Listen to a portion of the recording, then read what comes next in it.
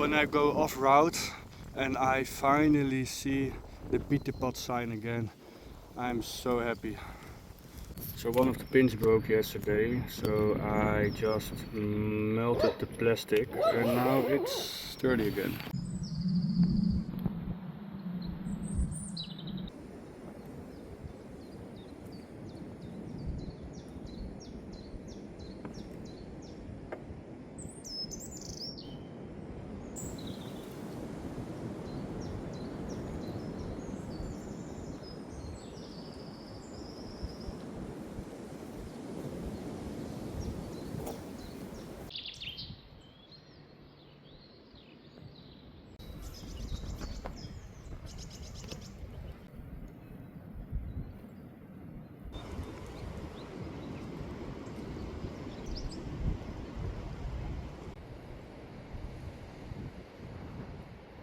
After walking for 1 hour and 20 minutes, the navigation sends me to the exact same place I was yesterday. Oh man, do you hear this wind? It's insane, I can't even walk straight. And the worst part of it is that I already walked this route yesterday. So I figured there was a faster route to the next stop, but the Pieterpad probably sends me through some nicer areas, but it's only like 14.5 kilometers left, so that's okay.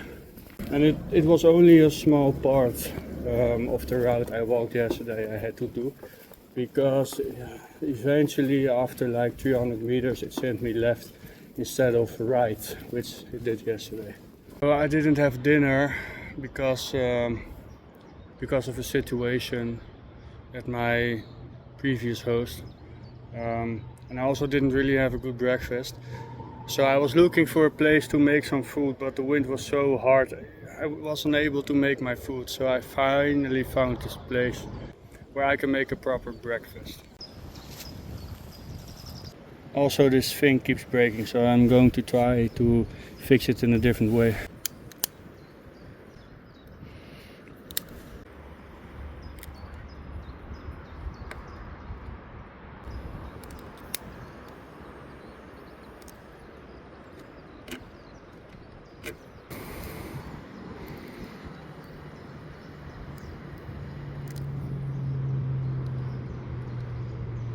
Well, that fixed the pin, but unfortunately my lighter is empty now. I'm a little late because I ran into a guy named Klaas and I had a really nice conversation with him. Was a really nice guy, but now I really gotta eat because I need to walk a lot today. That's a proper meal.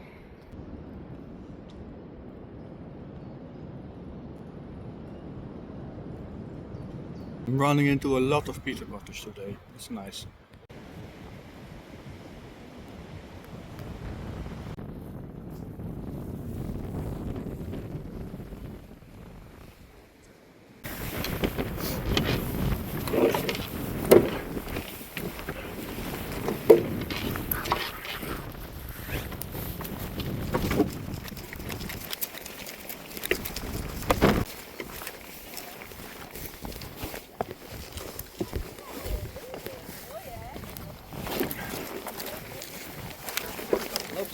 Thanks, jullie ook.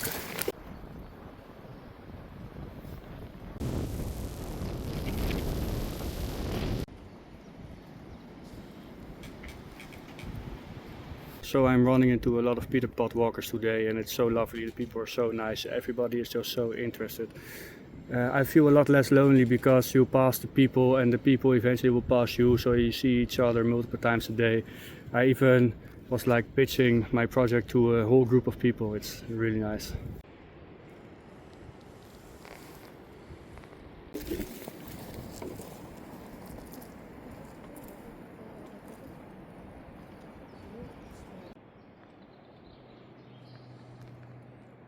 The forest so much. This is so much better than farmland. It gives me so much energy walking in the forest.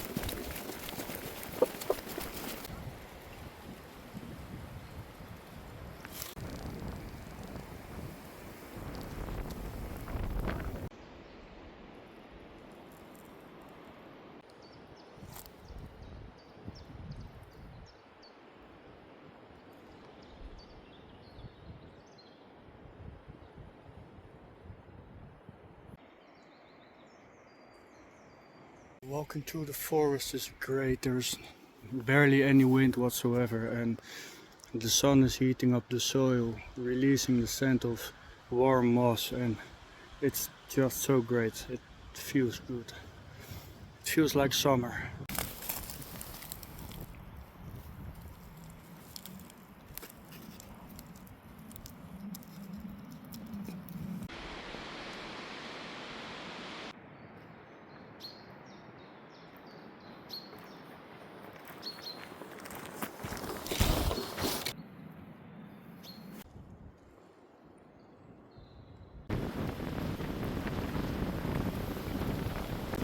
Kilometers of this stuff again. These winds are making travel exponentially harder. I really dislike the farmlands. Finally some forest again.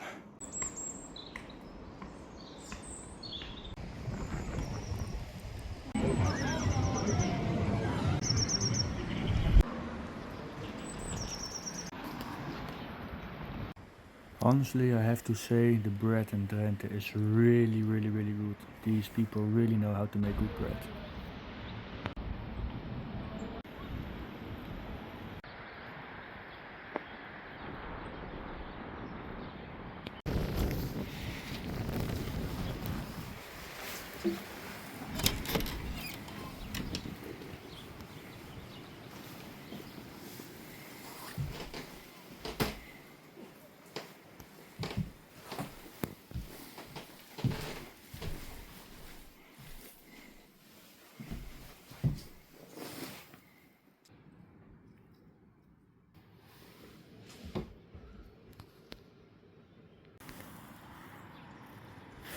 Okay, so I want to share with you guys the very uncomfortable evening and night I had yesterday.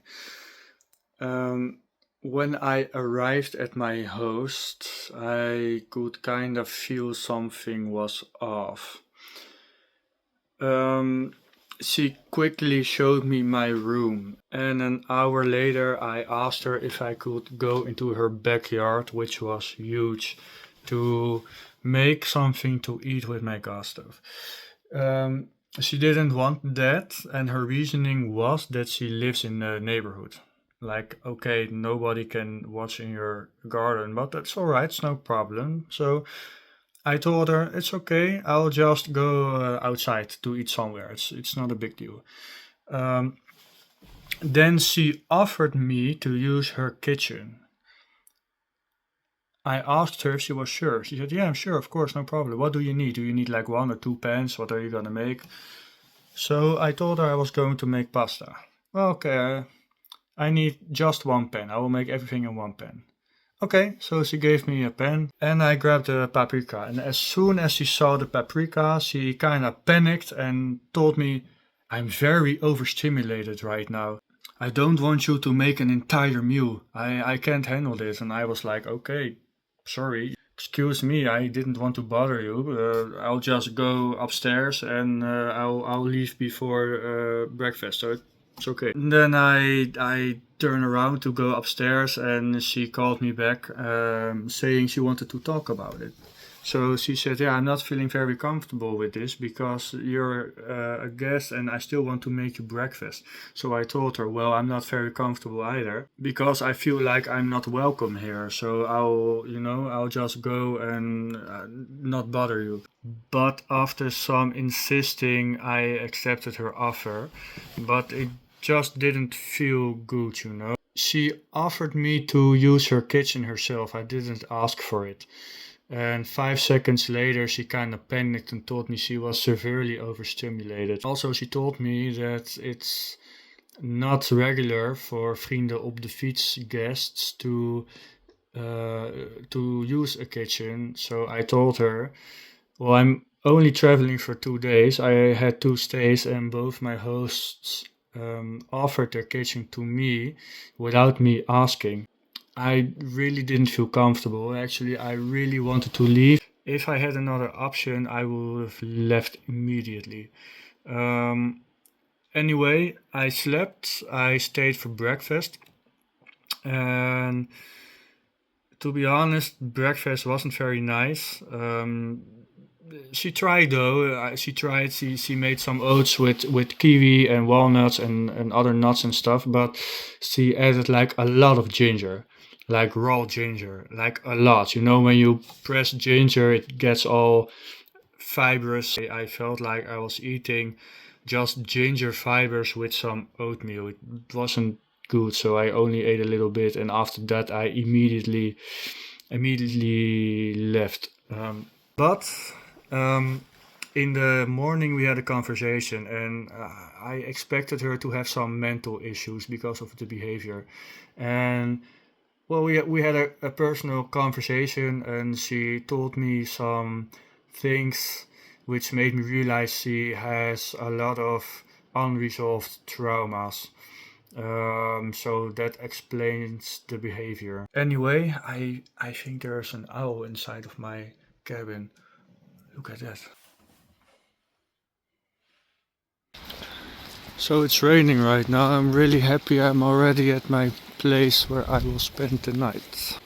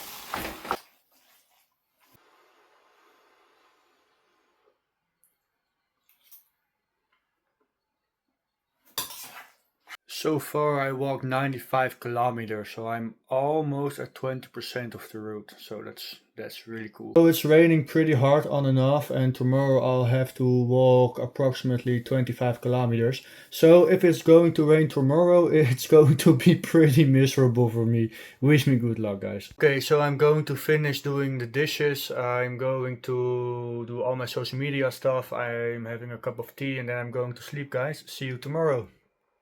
Nice and toasty.